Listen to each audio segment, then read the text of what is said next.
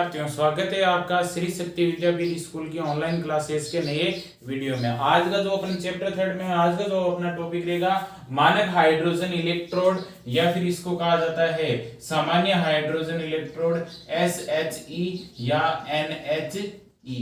मानक hydrogen electrode, standard hydrogen electrode या normal hydrogen electrode. सामान्य हाइड्रोजन इलेक्ट्रोड बोल दो या मानक यानी कि स्टैंडर्ड हाइड्रोजन इलेक्ट्रोड बोल दो, दोनों एक ही चीज है। इनको शॉर्ट नाम से इन नामों से जाना जाता है और बाकी जो है इसका जो है हिंदी में आपका नाम क्या रह जाएगा, जो है मानक हाइड्रोजन इलेक्ट्रोड। जैसे कि नाम से स्पष्ट है ये इलेक्ट्रोड है किसका बना हुआ है, आपका नाम से स्पष्ट अपन देखते हैं आपको पता चलेगा कि इसमें क्या है, हाइड्रोजन इलेक्ट्रोड है इस प्रकार से। तो ये हाइड्रोजन इलेक्ट्रोड है, हाइड्रोजन धातु का बना होना चाहिए, लेकिन हाइड्रोजन है धातु है धातु है, उसकी स्थिति अपवाद स्वरूप है। तो अपन जानते हैं नाम में इसमें मानक हाइड्रोजन इलेक्ट्रोड है, वो हाइड्रोजन अपने को जो है विलयन है उससे आपका प्राप्त होता है, जबकि इसमें जो धातु लगी रहती है वो आपकी प्लेटिनम धातु लगी रहती है। डायग्राम की सहायता से इसको और अच्छे से अपन देखते हैं। तो मानक हाइड्रोजन इलेक्ट्रोड में क्या होता है, प्लेटिनम सूक्ष्म विभाजित प्लेटिनम यानी कि प्लेटिनम धातु होती है, उस प्लेटिनम का सूक्ष्म विभाजित यानी कि छोटा सा प्लेटिनम पत्र लेते हैं और ये जो आपका इलेक्ट्रोड है ये आपका किसका रहता है, प्लेटिनम धातु का। यहाँ पर आपका क्या लगा रहता है, इलेक्ट्रोड। डायग्राम की सहायता से आप और अच्छे से देख सकते हो कि इसमें जो है प्लेटिनम लेपित पत्र से जो प्लेटिनम का है वो क्या लगा रहता है, इलेक्ट्रोड है लगा रहता है। ये इलेक्ट्रोड है इस कांच की नली यानी कि ये इस प्रकार से जो संरचना है उस कांच की नली से क्या होता है, घिरा रहता है। यानी कि ये जो प्लेटिनम लेपित जो आपका पत्र है और ये प्लेटिनम लेपित आपका क्या है, इलेक्ट्रोड है, ये इस कांच की नली से क्या रहता है, घिरा रहता है। साथ ही ये जो अपन ने पात्र लिया इस पात्र में अपन क्या करते हैं, 1 मोल HCl का क्या भरा जाता है, विलयन है भरा जाता है। यानी कि 1 मोलरता का अपन HCl का क्या लेते हैं, विलयन इसमें लेते हैं। सबसे पहले अपन ने जो है सामान्य हाइड्रोजन सामान्य हाइड्रोजन इलेक्ट्रोड बोल दो या मानक हाइड्रोजन इलेक्ट्रोड, सूक्ष्म विभाजित प्लेटिनम से लेपित प्लेटिनम पत्र है और प्लेटिनम का इसमें क्या लगा रहता है, प्लेटिनम का इलेक्ट्रोड होता है और जे इलेक्ट्रोड होता है वो कांच की इस जो है नलिका होती है, इस कांच की नली द्वारा क्या रहता है, गिरा रहता है। और इस पात्र में जो है आपका जो है इस पूरे जो है इस प्लेटिनम लेपित जो इलेक्ट्रोड है इसको अपन और कांच की नली सहित इसको अपन किस में डुबो देते हैं, 1 मोल HCl है उसका अम्लीय विलयन है, उस अम्लीय विलयन में क्या करते हैं, इस इलेक्ट्रोड को क्या कर दिया जाता है, डुबो दिया जाता है। और जो है इस कांच के नली में अपन देखते हैं कि यहाँ से एक तरफ से अपन क्या देखते हैं, हाइड्रोजन H2 गैस है वो इसके अंदर है, प्रोवाइड करने के लिए जगह बनी हुई है। तो H2 गैस एक एटीएम पर H2 गैस इसके अंदर जो है अपन है प्रोवाइड कराते हैं और उससे निकलने के लिए जो यहाँ पर है ऊपर पॉइंट भी आपका दे रखा है, यानी कि यहाँ से जो ये आपका वायर आ रहा है साथ में आपका क्या है, इससे देखते हैं छोटा सा छेद है जहां पर अवशोषित या बाकी बची हुई है शेष जो हाइड्रोजन गैस है वो आपके यहां से निकलने के लिए जो है छोटे पॉइंट बने हुए हैं। तो इस प्रकार से ये था आपका पूरा जो है इसका डायग्राम, जिसमें अपन देखते हैं मार्ग में ऊपर कांच की नली से जो है प्लेटिनम इलेक्ट्रोड हो गया। अब अपन क्या देखते हैं कि जैसे ही अपन हाइड्रोजन गैस को यानी कि आपके सामने क्या है, ये H2 गैस है, इस H2 गैस को आप क्या करोगे, ये तो चीज होगी, ये अम्लीय विलयन हो गया, ये कांच की नली में प्लेटिनम लेपित ये पत्र हो गया, ये पूरा इलेक्ट्रोड प्लेटिनम का इलेक्ट्रोड हो गया जो कि अम्लीय विलयन HCl के अम्लीय विलयन में क्या करते हैं, डुबोया हुआ रहता है, कांच की नली से ये इलेक्ट्रोड गिरा देता है, ये चीज होगी। फिर है आपका इस नलिका में अपन क्या करते हैं, H2 गैस प्रवाहित होने के लिए एक मार्ग बना हुआ है, अंदर आने के लिए, बाहर निकलने के लिए यहाँ पर जो है एक ऊपर की ओर हल्का सा छेद रहता है, वहां से क्या हो जाती है, जो शेष बची हुई हाइड्रोजन गैस है वो क्या हो जाती है, जो है बाहर निकल जाती है। अब क्या करते हैं, जैसे ही इस पात्र में अपन देखते हैं यहां से क्या प्रवाहित कराते हैं, अपन H2 गैस प्रवाहित कराते हैं। यानी कि जैसे ही इस सामान्य मानक हाइड्रोजन इलेक्ट्रॉन अपन क्या देखते हैं, क्या प्रवाहित कराते हैं, H2 गैस प्रवाहित कराते हैं। तो वो H2 गैस कुछ H2 गैस क्या होगी, इस प्लेटिनम वाले जो इलेक्ट्रोड है, इस प्लेटिनम वाले इलेक्ट्रोड है वहां पर आकर के जो है अधिशोषित हो जाती है। अब ये अधिशोषित क्या होता है, किसी सतह पर आकर के जो है वहां पर अधिशोषित हो जाना यानी कि ठहर जाना, उस सतह से चिपक जाना, वो क्या कहलाता है, अधिशोषण की घटना कहलाती है। पृष्ठ रसायन नाम का अपना चैप्टर है, चैप्टर 5 जो आपका है 12th क्लास में जो है आगे आएगा। पांचवा पार्ट जो है आपका पृष्ठ रसायन सरफेस केमिस्ट्री, उसमें अधिशोषण अवशोषण उनको और अपन विस्तार पूर्वक पढ़ेंगे। पूरा पार्ट ये आपका अधिशोषण और अवशोषण की घटना पर आधारित है, तो वहां पर अपन पढ़ेंगे। अभी अपन क्या देखते हैं कि H2 गैस जो अपन यहां से प्रवाहित कराई, वो कुछ H2 गैस है वो तो क्या हो जाती है, इस प्लेटिनम के इलेक्ट्रोड है उसकी सतह पर क्या हो जाती है, अधिशोषित हो जाती है, इनकी सतह पर चिपक जाती है, ठहर जाती है। और बाकी बची हुई जो आपकी कुछ गैस है वो आपकी क्या हो जाती है, इस विलयन के अंदर आकर के क्या हो जाती है, घुल जाती है। यानी कि कुछ जो है H2 गैस इसकी सतह पर अधिशोषित हो जाती है, कुछ जो आपकी गैस है वो क्या हो जाती है, इस विलयन में आकर के क्या हो जाती है, विलीन हो जाती है। ठीक है, इसके अंदर घुल जाती है और बहुत कम मात्रा में जो आपकी H2 गैस है वो क्या हो जाती है, जो शेष बची हुई जो यूजफुल नहीं है वो क्या हो जाती है, बाहर निकल जाती है। तो सबसे पहले अपन क्या देखते हैं, इसके अंदर क्या ये आपकी H2 गैस आती है। H2 गैस की कुछ मात्रा है वो प्लेटिनम की सतह पर क्या हो जाती है, अधिशोषित बची हो जाती है। शेष जो है आपकी वो आपकी क्या हो जाती है, यहाँ पर इस विलयन के अंदर क्या हो जाती है, आपकी स्थापित हो जाती है। अब इस विलयन में अपन क्या देखते हैं, HCl का विलयन है, HCl के विलयन में अपन क्या देखते हैं, हाइड्रोजन है। तो इस प्रकार से अपन क्या देखते हैं, अपन ने H2 गैस इसके अंदर ली है, H2 गैस अपन ने ली है, तो वो क्या हो जाएगा, यहाँ पर जो ये HCl विलयन है, HCl विलयन में अपन देखते हैं ये जो विलयन है, तो जैसे ही अपन क्या करते हैं, यहाँ पर विलयन में गैस के संपर्क में आएगा तो अपन जानते हैं ये अपघट्य के रूप में, और इसका विलयन बनाएंगे तो ये आयनों में टूटेगा, H+ और Cl- है। इस प्रकार से क्या होगा, आयनों में टूटेगा। उन आयनों में टूटने के कारण अपन देखते हैं, हालांकि उस आयनों के टूटने का कोई योगदान नहीं है, लेकिन फिर भी अपन जानते हैं कि यहाँ पर क्या बनेंगे, इस विद्युत अपघट्य है वो क्या होगा, आयनों में वियोजित हो जाता है। तो इस प्रकार से अपन क्या देखते हैं, यहाँ पर जो ये अपन बाहर से हाइड्रोजन ले रहे हैं, इस तरफ से आपका क्या बन रहा है, HCl, यानी कि इस HCl है तो HCl से अपन क्या बने, अपघटित होने से क्या बना, आयन बने। और इधर अपन ने क्या लिया, H2 गैस जो प्रोवाइड करा रहे हैं, कुछ H2 गैस है वो आपकी क्या हो जाती है, इसकी सतह पर अधिशोषित हो जाती है, बाकी इसके इस विलयन के अंदर आपकी विलयन हो जाती है, इस विलयन के अंदर आ जाती है। तो फिर अपन क्या देखते हैं, HCl जो आयन बने और H2S जो गैस है, इनके बीच में क्या हो जाता है, साम्य स्थापित हो जाता है। यानी कि H2 गैस और HCl के जो आयन बन रहे हैं उनके बीच में क्या हो जाता है, साम्य स्थापित हो जाता है। यानी कि आयन भी बन रहे हैं, गैस भी आ रही है, गैस भी बन रही है, आयन भी बन रहे हैं। तो इस प्रकार से अपन क्या देख रहे हैं कि ये जो HCl में जो H2 जो है आपकी गैस आ रही है, तो HCl से जो आयन बने और H2 गैस है उनके बीच में क्या हो जाता है, साम्य स्थापित हो जाता है। और साम्य स्थापित होने के कारण आपको एक चीज ध्यान रखनी है कि ये जो आपका मानक हाइड्रोजन इलेक्ट्रोड है, ये मानक हाइड्रोजन जो आपका इलेक्ट्रोड है वो दोनों की तरह कार्य करता है, कैथोड की तरह भी कार्य करता है। क्यों, साम्य स्थापित हो गया आयन और H2 गैस के बीच में, तो ये मानक हाइड्रोजन इलेक्ट्रोड एनोड और कैथोड दोनों की तरह कार्य करता है, और यही इसकी सबसे बड़ी जो है विशेषता है।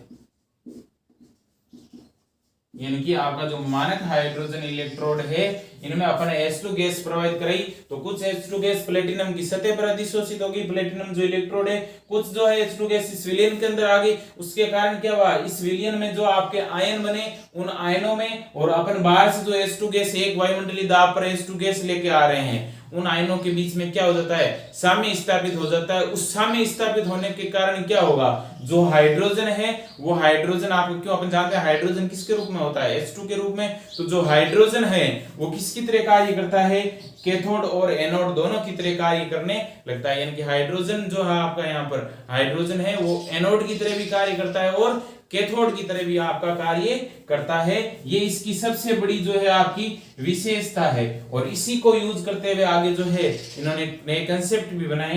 तो देखो एक चीज आपको ध्यान रखनी है कि कैसे एनोड और कैथोड की तरह कार्य करता है, डायग्राम आपके सामने है। तो ये चीज अपने को पता चली कि हाइड्रोजन है, कैथोड और एनोड दोनों की तरह कार्य करता है। तो कैथोड और एनोड दोनों की तरह कार्य करता है, तो अपन जानते हैं एनोड पर ऑक्सीकरण होता है और कैथोड पर आपका क्या होता है, अपचयन होता है। तो इसको सेल आरेख प्रदर्शित करने का तरीका क्या होगा, तो अपन यहाँ पर कुछ पॉइंट बनाते हैं। इसमें सबसे पहला पॉइंट अपन लिखते हैं, जब हाइड्रोजन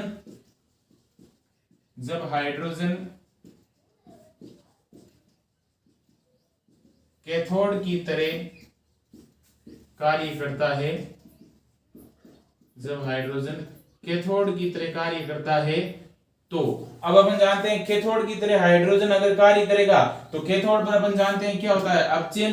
तो हाइड्रोजन है आयनों के रूप में होगा, तो अपन जानते हैं हाइड्रोजन आयनों के रूप में क्या होगा 2H प्लस, प्लस का क्या होगा 2 इलेक्ट्रॉन, क्यों H2 है तो 2H प्लस आयनों के रूप में, और 2H प्लस इनके बीच में क्या होगा साम्य है, तो आपका यहाँ पर क्या बन जाएगा H2। तो इस प्रकार से क्या देख रहे हैं यहाँ पर जो ये आयन बने यानी कि HCl विलयन में जो हाइड्रोजन आयन और ये जो H2 गैस अपन जो प्रोवाइड करा रहे हैं उनके बीच में ये क्या स्थापित हो गया साम्य स्थापित हो गया। इसीलिए यहाँ पर हाइड्रोजन कैथोड की तरह कार्य कर रहा है, और कैथोड में देखो इलेक्ट्रॉन ग्रहण हो रहे हैं, और इलेक्ट्रॉन ग्रहण होने से कौन सी अभिक्रिया होती है अपचयन अभिक्रिया होती है। तो जब हाइड्रोजन आयन कैथोड की तरह कार्य करता है तो क्या होता है आपका अपचयन होता है, और अपचयन होने के कारण जो आपकी अभिक्रिया है वो कुछ इस प्रकार से आपकी होती है। अब देखो इसको अपन किस प्रकार से निरूपित करेंगे सेल के रूप में दर्शाएंगे, तो इसे निम्न प्रकार निरूपित करते हैं। निम्न प्रकार क्या करते हैं निरूपित करते हैं। अब देखो अपना क्या है हाइड्रोजन किसकी तरह कार्य कर रहा है कैथोड की तरह कार्य कर रहा है। तो जब अपन सेल आरेख दर्शाते हैं तो कैथोड है उसको किस तरफ लिखा जाता है और एनोड को किस तरफ लिखा जाता है ये आपको बता रखा है। लेफ्ट साइड ऑक्सीडेशन और एनोड क्या होगा नेगेटिव। तो लेफ्ट साइड ऑक्सीडेशन ऑक्सीकरण को अपन इस तरफ लिखते हैं, ऑक्सीडेशन है उसको इस तरफ लिखेंगे यानी कि ऑक्सीकरण इस तरफ दिखाएंगे और अपचयन वाला इस तरफ दिखाएंगे। हाइड्रोजन आयन कैथोड की तरह कार्य कर रहा है, इसका मतलब क्या होगा अपचयन। अपचयन का मतलब इस तरफ दर्शाया जाएगा, ठीक है। अब इस तरफ दर्शाया जाएगा तो बाईं तरफ आपका क्या हो जाएगा ऑक्सीकरण वाला दर्शाएंगे। अब ऑक्सीकरण वाला है वो अपन किस प्रकार से दर्शाएंगे, तो उसके लिए अपने को जो है अपन यहाँ पर क्या देखते हैं कि हाइड्रोजन नाम में भी आ रहा है हाइड्रोजन का इलेक्ट्रोड है, लेकिन अपन साथ में क्या लिया है प्लेटिनम लेपित है, प्लेटिनम धातु है उसको भी अपन ने यूज में लिया है। तो देखो इसको प्रदर्शित करने का तरीका क्या रहेगा पीटी यानी कि प्लेटिनम भी लिया अपने साथ में, तो पीटी लिख दिया कोमा 1/2 H2। वैसे तो देखो सेल आरेख में आपका क्या होता है सेल आरेख दर्शाते हैं तो अपन है स्टोइकियोमेट्रिक गुणांक ऐसे बताया गया है। स्टोइकियोमेट्रिक गुणांक अपन जनरली जो है नहीं लेते हैं, लेकिन यहाँ पर ये जो आपका क्या है आयनों के रूप में नहीं है सिर्फ धातु के रूप में है उस स्थिति में, और हाइड्रोजन कैथोड और एनोड दोनों की तरह कार्य करता है। तो यहाँ पर अपन ने H2 है ये स्वतंत्र अवस्था में है तो इसीलिए आपका 1/2 और कैथोड और एनोड दोनों की तरह कार्य करता है। तो यहाँ पर ये चीज लिए, और ये किस लिए लिए है कि अपने देखते हैं कि इनमें जो है आपके अणु और परमाणु है वो बराबर हो जाए। तो प्लेटिनम का इलेक्ट्रोड है साथ में हाइड्रोजन है, हाइड्रोजन का इलेक्ट्रोड भी अपन क्यों हाइड्रोजन धातु है उस प्लेटिनम की धातु की सतह पर आकर के इकट्ठा होगी, इसका मतलब है कुछ मात्रा में हाइड्रोजन का इलेक्ट्रोड भी वहां पर बन रहा है। तो इस प्रकार से अपन बोल सकते हैं कि प्लेटिनम धातु और साथ में क्या रहेगा 1/2 H2। 1/2 H2 किस लिए किया हाइड्रोजन के परमाणु की संख्या को बराबर करने के लिए। यहां पर अपन क्या देखते हैं H2 या हाइड्रोजन का कितना हो जाएगा परमाणु की अगर बात करें 1/2 H2 अणु हो गया, परमाणु की बात करें 1 हो गया। तो इस तरफ भी अपन देखते हैं कितना होना चाहिए H+, कितना होना चाहिए H+। तो देखो स्वतंत्र अवस्था में हो ऑक्सीकरण संख्या स्वीकार रखिए कितनी होगी 0 से किस में आ रहा है +1 में। बात करूं मैं हाइड्रोजन के परमाणु की संख्या की कितना परमाणु है H+, हाइड्रोजन कितना होगा 1। इस तरफ की अगर मैं बात करूं तो देखो हाइड्रोजन H2 या फिर इसको ऐसे ले लो, तो ये अगर इस दो को मैं इस तरफ लेके आऊं तो ये 2 हाइड्रोजन हो जाएंगे, इधर भी क्या हो जाएंगे H2। सिर्फ उसीलिए यहाँ पर आपका क्या किया है 1/2 H2 किया है, क्यों अपन यहाँ पर 2H+ जो है नहीं ले सकते, H आयनों के रूप में अपन साथ में यहाँ पर नहीं ले सकते। परमाणु है अणु को बराबर करने के लिए इस प्रकार यहाँ पर ले सकते हैं, लेकिन इसको 2H+ के रूप में जो है अपन यहाँ पर नहीं दर्शा सकते। तो कहने का मतलब है हाइड्रोजन आयन कैथोड और एनोड दोनों की तरह कार्य करता है, उसमें स्टोइकियोमेट्रिक गुणांक 1/2 आपका यहाँ पर लगा दिया, ये बराबर भी हो जाता है। इस प्रकार से अपन देखते हैं Pt 1/2 H2 यानी कि 0 से किस में जा रहा है प्लस में जा रहा है। तो वो चीज भी अपन क्या देख रहे हैं यहाँ पर भी आपकी कन्फर्म होती है। तो इस तरफ देखो आपका क्या है H+ के रूप में हो गया, और H+ होता है तो अपन क्या दर्शाते हैं 1 मोल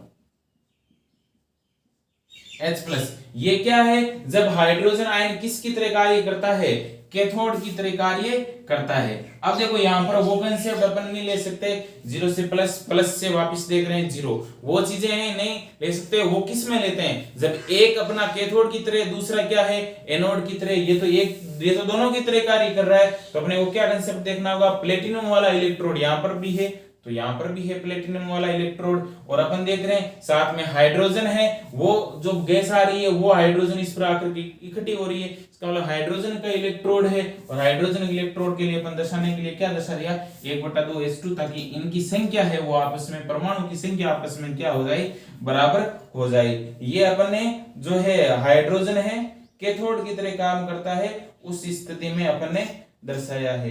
एक मिनट, यहाँ पर अभिक्रिया थोड़ी सी उल्टी होगी, इसको मैं मिटा रहा हूँ। ये क्यों, अपन प्लस से आ गए, जीरो में प्लस से आ गई, इसमें उल्टा कर दिया। यानी कि ये सेम चीज है, ये जो है ऊपर वाली की अपन ने ऑक्सीकरण के आधार पर जो है अभिक्रिया दर्शा दी, ऑक्सीकरण के आधार पर नहीं, ये जो है आपकी गलत है, इसको थोड़ा सा सही करना। ये जो है इसको अपन है अपचयन, क्यों कैथोड पर क्या होता है, अपचयन होता है, तो यही अभिक्रिया क्या हो जाएगी, ये सेल आ रहे के इसको अपन क्या दर्शा देंगे, उल्टा दर्शा देंगे। कैसे, H+ हो जाएगा, आयन होते हैं, आयनों की सांद्रता दर्शाई जाती है, नींद की कितने में दर्शाएंगे 1 मोल, फिर क्या दर्शाएंगे 1/2H2 और क्या हो जाएगा Pt।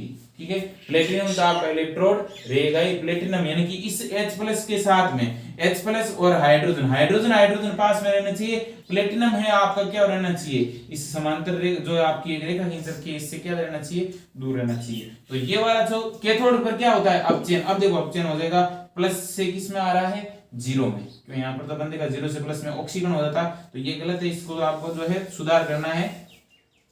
तो देखो यहाँ पर H+ से अपन देख रहे हैं 1/2H2 और Pt, इसका मतलब यहाँ पर जो है आपका क्या हो जाएगा, ये जो है जब हाइड्रोजन आयन कैथोड की तरह कार्य करता है तो ये सेल को प्रदर्शित करने का तरीका है। अब देखो जब आपका हाइड्रोजन किसकी तरह कार्य कर रहा है, एनोड की तरह, जब हाइड्रोजन एनोड की तरह कार्य करता है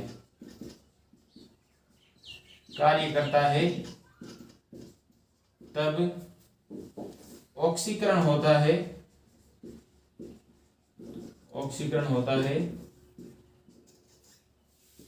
इसे निम्न प्रकार निरूपित करते हैं। ठीक है, जब एनोड पर हाइड्रोजन आयन एनोड की तरह कार्य करता है तो क्या होता है, ऑक्सीकरण होता है, इसे निम्न प्रकार जो है अपन प्रदर्शित करते हैं। तो ऑक्सीकरण वाले प्रदर्शित करने के लिए वही तरीका, सबसे पहले क्या हो जाएगा Pt, फिर क्या हो जाएगा प्लेटिनम 1/2H2 और क्या दर्शा देंगे H+ और 1 मोल आपकी सांद्रता हो जाएगी। अब देखो हाइड्रोजन 0 से किस में आ रहा है, प्लस में आ रहा है, क्या हो जाएगा ऑक्सीकरण। तो ये दो अभी जो है अपने को सेल आरेख है, उनके रूप में आपको जो है याद रखना है। जब हाइड्रोजन आयन कैथोड की तरह कार्य करता है तो इस प्रकार से होगी, और सेल जो है इसका सेल आरेख है आपका यहाँ पर दर्शा दिया है। इसकी अभिक्रिया भी आप लिख सकते हो ऑक्सीकरण वाली अभिक्रिया में कोई दिक्कत नहीं। ऑक्सीकरण वाली अभिक्रिया में क्या लिखोगे, ऑक्सीकरण वाले अभिक्रिया में क्या हो जाएगा H2 से क्या बन जाएगा 2H+ और प्लस का क्या हो जाएगा 2 इलेक्ट्रॉन। तो देखो H2 है, यहाँ पर 2 H+ ने हो तो उसके लिए इस 2 को मैं इधर लेके आऊंगा, तो ये मान लो अभी H2 का एक आपका है परमाणु, क्यों H+ है उसको अपन इससे तो प्लस में स्टोइकोमेट्रिक गुणांक नहीं लगाते हैं अपन, आयनों के रूप में जो रहते हैं उसको स्टोइकोमेट्रिक गुणांक नहीं लगाते हैं। सिर्फ धातु है, सिर्फ धातु होती है तो उसको अपन स्टोइकोमेट्रिक गुणांक लगा देते हैं। हाइड्रोजन मानक हाइड्रोजन इलेक्ट्रोड में इस प्रकार से याद रखो, तो ये चीज आपकी दिक्कत नहीं करेगी, क्यों अभिक्रिया तो आप दर्शा सकते हो, ऑक्सीकरण अभिक्रिया ये होगी तभी आपकी रहेगी। ठीक है, इसमें क्या हो रहा है अपचयन, क्यों अपचयन में इलेक्ट्रॉन ऋण होते हैं, ऑक्सीकरण में इलेक्ट्रॉन त्याग किए जाते हैं, और त्याग वाले इलेक्ट्रॉन तीर के सामने दर्शाए जाते हैं, सामने स्थापित होता है, इसलिए यहाँ पर ये उत्कीर्णीय अभिक्रिया का अपन ने चिन्ह दर्शा दिया। अब देखो अब आगे अपने को ये सेल आरेख कैसे बनाया जाता है, ये सेल चिन्ह कैसे बनाया जाता है, तो उसके लिए अपन देखते हैं H+ पे अपन नहीं रखेंगे स्टोइकोमेट्रिक गुणांक, तो ये 2 जो है इस तरफ आएंगे तो ये भाग में आ जाएंगे। ठीक है, इस तरफ लेके आएंगे भाग में आएंगे, तो ये पहले एक तो पहले था 1/2H2 हो गया, तो 1/2H2 से क्या हो जाएगा H+, और साथ में अपन जानते हैं प्लेटिनम लेपित पत्र है उसका इलेक्ट्रोड भी लगा रहता है, तो प्लेटिनम यहाँ पर दर्शा दिया। तो ये हो गया आपका, जब हाइड्रोजन आयन कैथोड की तरह कार्य करता है तो ये इसकी अभिक्रिया होगी, और ये इसका क्या हो जाएगा आरेख हो जाएगा।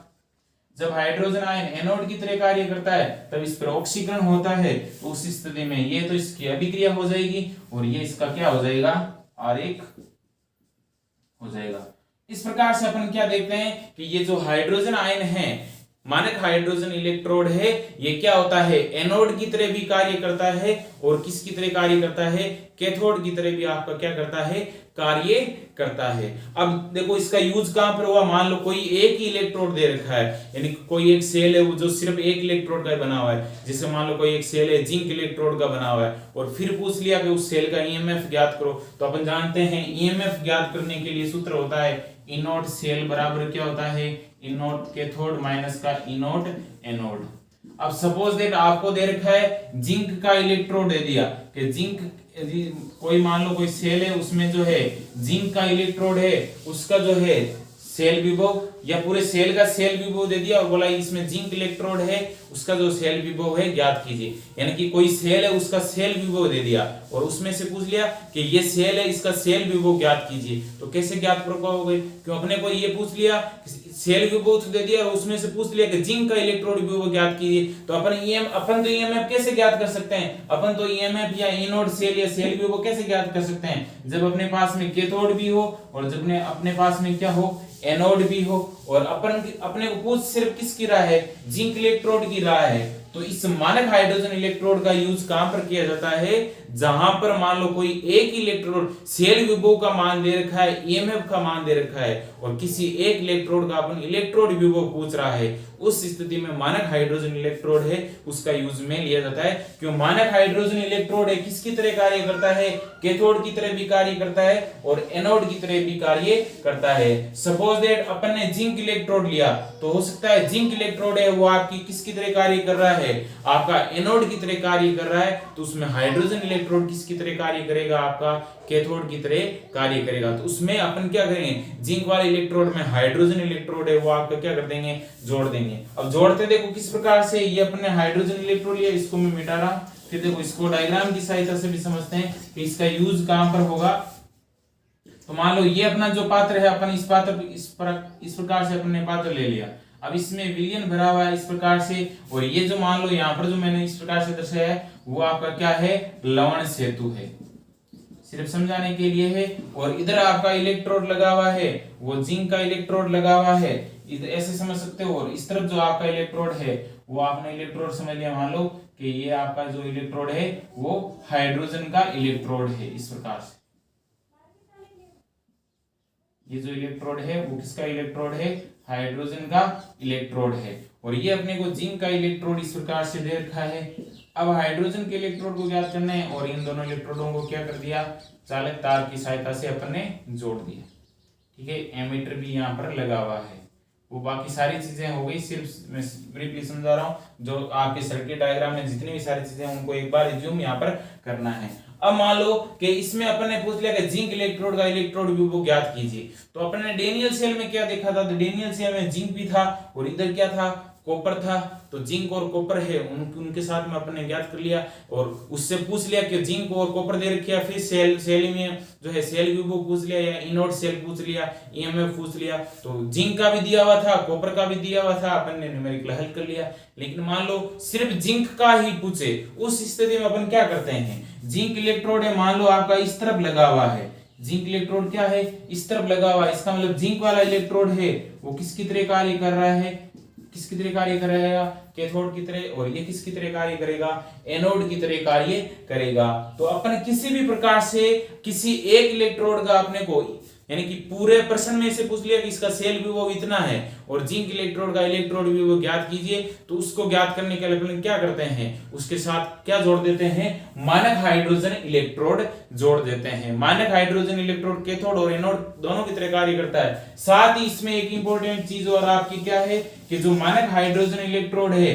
इसका इलेक्ट्रोड विभव का जो मान है, सारणी में सारे इलेक्ट्रोड विभवों के मान दे रखे हैं, रटने की जरूरत नहीं है आपको। इसमें मानक हाइड्रोजन इलेक्ट्रोड में ध्यान रखना है कि मानक हाइड्रोजन इलेक्ट्रोड का जो इलेक्ट्रोड विभव है वो आपका स्वेच्छा से क्या माना जाता है, वैज्ञानिकों ने क्या मान लिया, शून्य। इसीलिए सारणी जो आपको बनाई थी कल उसमें भी आपका हाइड्रोजन इलेक्ट्रोड था, उस हाइड्रोजन इलेक्ट्रोड का जो मान है वो कितना दे रखा था, शून्य है, वो आपका दे रखा था। तो स्वेच्छा से क्या करना है, ये भी ध्यान रखना है कि न्यूमेरिकली जो मानक हाइड्रोजन इलेक्ट्रोड का मान है वो आपका क्या रहता है, शून्य। चाहे वो कैथोड की तरह कार्य करे या मानक हाइड्रोजन इलेक्ट्रोड किसकी तरह कार्य करे, एनोड की तरह कार्य करे, उसका मान आपका क्या रहता है, शून्य रहता है। तो इस प्रकार से अपन क्या करते हैं, यहाँ पर जो है इस किसी भी एक इलेक्ट्रोड का विभव ज्ञात कर सकते हैं। जैसे एक एग्जांपल लेते हैं, उस एग्जांपल से आपका क्लियर होगा।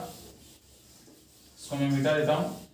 तो इसका जो एग्जांपल रहेगा उस एग्जांपल में अपन क्या करते हैं कि किसी सेल का जो ईएमएफ है, किसी सेल का ईएमएफ या सेल विभव है उसका मान दे रखा है, उस सेल विभव का मान है जो आपको दे रखा है 0.76 वोल्ट है, वो प्राप्त होता है। किसी सेल का जो है ईएमएफ है 0.76 वोल्ट प्राप्त होता है। और इसमें अपने को क्या करना है, जिंक का इलेक्ट्रोड विभव है वो ज्ञात करना है, यानी कि जिंक का इलेक्ट्रोड विभव है वो ज्ञात कीजिए। तो देखो किस प्रकार से ज्ञात करेंगे, किसी सेल का ईएमएफ या सेल विभव या विद्युत वाहक बल है 0.76 वोल्ट दे रखा है, इस सेल में जिंक का इलेक्ट्रोड विभव ज्ञात कीजिए। तरीका क्या रहेगा, अपने को ध्यान रखना है, चाहे आप जो है हाइड्रोजन इलेक्ट्रोड को दो, क्यों अपन जानते हैं दो, अपन डेनियल सेल पढ़ा था, एक तरफ एनोड था दूसरी तरफ क्या था, कैथोड था। ये दोनों की तरह कार्य कर रहा है, किसकी तरह कार्य कर रहा है, वो सारणी की सहायता से आपको जो समझना होगा कि सारणी में आपको देखना है। उदाहरण हाइड्रोजन से ऊपर ऊपर वाले हैं तो उस स्थिति में उसका क्या हो जाएगा, ऑक्सीकरण हाइड्रोजन से नीचे तो हाइड्रोजन के सापेक्ष उनका क्या हो जाएगा, अपचयन हो जाएगा। ये चीज आपको सारणी की सहायता से बताएगी, तरीका आपको बता दिया है किस प्रकार से पहचानना है। ठीक है, तो अपन यहाँ पर क्या देखते हैं, जिंक का इलेक्ट्रोड विभव है। तो जिंक आपको सक्रियता श्रेणी में, विद्युत रासायनिक श्रेणी में आप देखोगे तो हाइड्रोजन से क्या आता है, आपका ऊपर की ओर आता है, अपचयी क्षमता अधिक है तो क्या होगा, ऑक्सीकरण होगा। इसका मतलब जिंक वाला इलेक्ट्रोड है उसका क्या हो जाएगा, ऑक्सीकरण हो जाएगा। और जिंक वाला इलेक्ट्रोड ऑक्सीकरण है तो ऑक्सीकरण आपका किस पर होता है, एनोड। इसका मतलब जिंक किसकी तरह कार्य करेगा, एनोड की तरह कार्य करेगा उस सेल में। अब बताओ जिंक इलेक्ट्रोड की तरह, जिंक इलेक्ट्रोड है वो एनोड की तरह कार्य करेगा, तो उस स्थिति में हाइड्रोजन किसकी तरह कार्य कर लेगा, आपका मानक हाइड्रोजन इलेक्ट्रोड जो अपन ने माना है वो मानक हाइड्रोजन इलेक्ट्रोड किसकी तरह कार्य करेगा, या हाइड्रोजन जो इलेक्ट्रोड है किसकी तरह कार्य करेगा, जो है कैथोड की तरह कार्य करेगा। यानी कि इस पर्टिकुलर सेल में हाइड्रोजन इलेक्ट्रोड किसकी तरह कार्य करेगा, कैथोड। हाइड्रोजन इलेक्ट्रोड बताया था दोनों की तरह कार्य कर सकता है, एनोड और कैथोड। वो अपने निर्भर करेगा अपन जो है कौन सी धातु का इलेक्ट्रोड है अपने को उस सेल में पूछा है उसका सेल विभव। तो जिंक का इलेक्ट्रोड विभव ज्ञात कीजिए। जिंक अपन देखते हैं विद्युत रासायनिक श्रेणी में आप ऊपर की ओर, इसका जिंक का ऑक्सीकरण, और जिंक का ऑक्सीकरण अपन देखते हैं जो है इलेक्ट्रोड की विक्रिया इस प्रकार से होती है, Zn से Zn2+। ये हो गया आपका क्या, जिंक का इलेक्ट्रोड हो गया, ऑक्सीकरण अभिक्रिया होगी, इसका मतलब ये क्या हो जाएगा, एनोड की तरह कार्य करेगा। फिर है आपका इस स्थिति में क्यों, जिंक का इलेक्ट्रोड विभव ज्ञात करना है, पूरा सेल का दे रखा है, यानी कि इनोड सेल अपने को ईएमएफ दे रखा है। ईएमएफ का मतलब इनोड सेल अपने को दे रखा है, इनोड सेल कितना दे रखा है, इस सेल के लिए इनोड सेल है वो आपको दे रखा है 0.76 वोल्ट। अपने को क्या ज्ञात करना है, उसमें से जिंक का इलेक्ट्रोड है वो अपने को ज्ञात करना है। तो इनोड सेल अपने को ये दे रखा है, तो जिंक का इलेक्ट्रोड अपन देखते हैं श्रेणी के अनुसार आपका अपचय ऊपर आएगा और उसका अपचय क्षमता अधिक होगी, जिसका ऑक्सीकरण होगा। ऑक्सीकरण इस प्रकार से दर्शाते हैं, ये अभिक्रिया आपकी बनती है Zn से Zn2+ प्लस का 2 इलेक्ट्रॉन। अब देखो दोनों इलेक्ट्रोडों के बीच में अपन क्या लगाते हैं, लवण सेतु। सेल आरेख सभी के लिए आपको जो है सारे उदाहरणों के लिए बताए हैं एग्जाम्पल करके भी, तो ये इसके लिए क्या हो जाएगा, सेल आरेख। इस प्रकार से अपन क्या देखते हैं। अब देखो हाइड्रोजन एक कैथोड की तरह कार्य करेगा, तो कैथोड वाले में अपन ने क्या दर्शाया था, कैथोड में आपका क्या होता है, अपचयन होता है। कैथोड में आपका क्या होता है, अपचयन। इसका मतलब प्लस से क्या होगा, 0 होगा। तो अपन ने यहाँ पर क्या दर्शाया था, H+ से आपका क्या होता है, H2। तो ये आपका क्या हो जाएगा, इसको आप जो है किसके रूप में काम ले सकते हो, H+ हो गया। H+ जहां पर होता है वहां पर अपन क्या दर्शाते हैं, 1 मोल, यानी कि आयनों की सांद्रता के रूप में नहीं दे रखी है, लिखना है आपको ये जरूर एग्जाम में इस चीज का ध्यान रखना है। जहां पर भी आपका प्लस जो आयन है वहां पर आपको नहीं दे रखी है तो ये 1 मोल दर्शानी है, अन्यथा आप जो है आगे अपन प्रश्न करेंगे वहां पर सांद्रता दे रखी होगी, यानी कि उसमें उस धातु का जो है इतनी धातु की सांद्रता का अपन इलेक्ट्रोड लेते हैं। तो कुछ में दे रखा होगा, पॉइंटों में नहीं दे रखा है तो पर्टिकुलरली अपन कितना मान लेते हैं, 1 मोल मान लेते हैं। तो H+ H2 और यहाँ पर अपन क्या ले लेते हैं, प्लेटिनम है वो आपका दर्शा देते हैं। ये ऐसे भी कोमा करके भी दर्शा सकते हो, या फिर है यहाँ पर भी इस प्रकार से, इससे थोड़ा सा छोटा है, इस प्रकार से समांतर रेखा भी दर्शा सकते हो, या कोमा करके, आपको कोमा करके समझा है तो इस प्रकार से। अब ध्यान देने वाली बात है, स्टोइकोमेट्रिक यहाँ पर गुणांक दर्शा भी सकते हो, नहीं भी दर्शा सकते हो। नहीं दर्शाने के कारण जो पीछे आपको बताया था 1/2 S2 लिखा, तो वैसे भी लिख सकते हो। अगर इच्छा नहीं है लिखने की तो इस प्रकार से भी दर्शाया जा सकता है। बेटर ज्यादा आपका ये रहेगा 1/2S2 दर्शाओ। अगर नहीं भी दर्शाते हो तो गलत आपका नहीं माना जाता है। तो H प्लस यानी कि कुछ बुक्स में आपको इस प्रकार से दिया हुआ है, साथ में दर्शा भी रखा है, कुछ बुक्स में जो है आपकी इस प्रकार से नहीं दर्शा रखा है। अपने को जो है आपकी आरबीएससी की जो आपके पास में बुक है उसमें जो दे रखा है उसी को आपको सही मानना है। तो देखो H प्लस 1/2S2, तो अब देखो प्लस से क्या हो गया, हाइड्रोजन है, इस पे प्लस, प्लस से किस में आ रहा है, जीरो में, प्लस से जीरो में आ रहा है, ऑक्सीजन संख्या में कमी, इसका मतलब क्या हो जाएगा, अपचयन हो गया। अब अगर मान लो ये अपचयन के रूप में नहीं होता, ऑक्सीकरण के रूप में यानी कि एनोड की तरह कार्य करता, तो उस स्थिति में अपन क्या करते, जीरो को पहले लिखते यानी कि H2 को पहले लिखते, और इधर क्या कर देते H प्लस, और बाद में क्या लिखते Pt। तो ये सारी चीजें अपन है, यानी कि इधर Pt लिखते, फिर क्या हो जाता है आपका H2, और H2 से इधर क्या लिखते हैं, यानी कि यही मान लो ये इलेक्ट्रोड आपका क्या हो, ये तो अभी देख रहे हैं कैथोड की तरह, अगर ये एनोड की तरह कार्य करता तो यहां तक तो यही होता है आपका दो समांतर रेखाएं, जो किसके लिए यूज होती, लवण सेतु के लिए। लेकिन उसके बाद में अपन यहाँ पर क्या दर्शाते, प्लेटिनम का इलेक्ट्रोड हो गया कोमा, यहाँ पर क्या हो जाएगा H2, और यहाँ पर क्या दर्शा देते H प्लस, यानी कि जीरो से किस में आ रहा है, प्लस में आ रहा है, यानी कि ये जीरो से प्लस में, हाइड्रोजन हाइड्रोजन पास में, प्लेटिनम को अपने कोमा दर्शा करके साइड में रखना, या कोमा नहीं दर्शाते इस प्रकार से भी इसको अलग कर सकते हो। तो ये चीज है आपको सिर्फ समझाने के लिए जो है इस प्रकार से अपने को आपको बताई गई है। तो ये हो गया इसका सेल आरेख प्रदर्शित करने का तरीका।